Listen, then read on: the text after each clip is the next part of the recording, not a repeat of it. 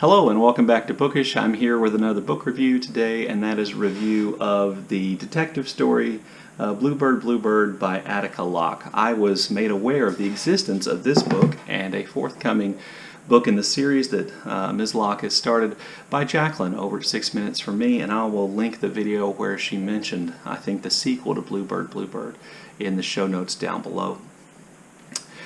So Bluebird, Bluebird is the first novel in what I think is going to be, or what I believe is a series of novels by Attica Locke that center around an African-American Texas Ranger named Dennis Matthews and are set in the cities and small communities along Highway 59, which runs through deep East Texas. These stories, this is really personally appealing to me because this is where I grew up. I lived in a city on Highway 59. I went to college in another city on Highway 59.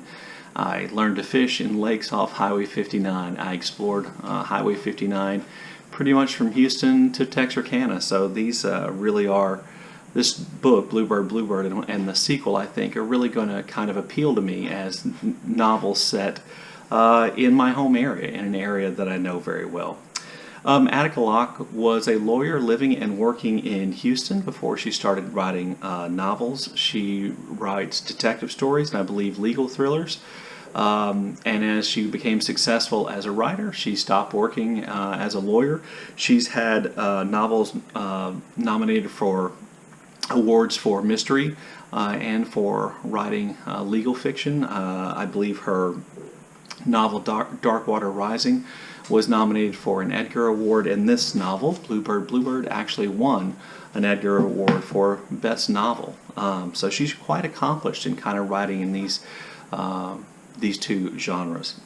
Bluebird, Bluebird tells the story of Dennis Matthews, an African-American Texas Ranger, as he kind of fights to keep his job, as he tries to keep a family friend out of prison, as he tries to solve two murders set in Shelby County in deep East Texas, the murder of an African-American man and a white woman, which may or may not be related.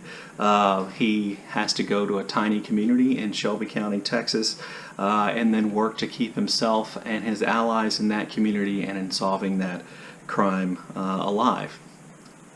There's a certain Faulknerian jumble of characters here and interrelationships between characters. There is racial and personal animus that Matthews has to work through to try to solve the crime. He has to deal with the Aryan Brotherhood, which is a particularly vicious white supremacist gang based in the prison system of Texas, which essentially, to join the gang, to be a member, you have to kill an African-American person, and they make a lot of money in East Texas by producing and selling drugs. So, Officer Matthews has to deal with them.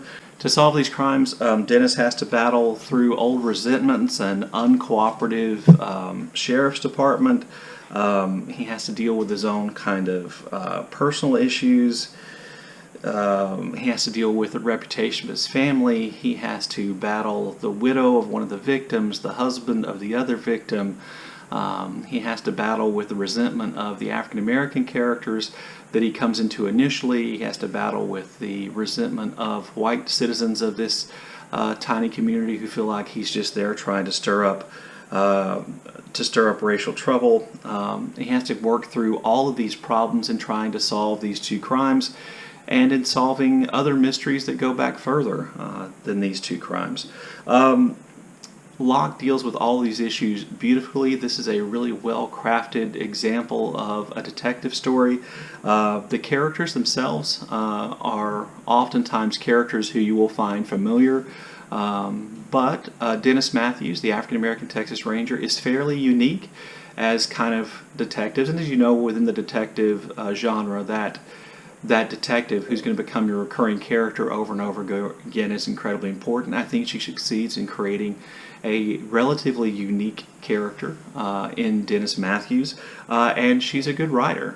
She writes really clean prose that I think is for the most part effective. As a citizen or someone who grew up in East Texas, I think the descriptions of the landscape of East Texas, of the people of East Texas, of the food they eat, of the racial resentments that exists in East Texas.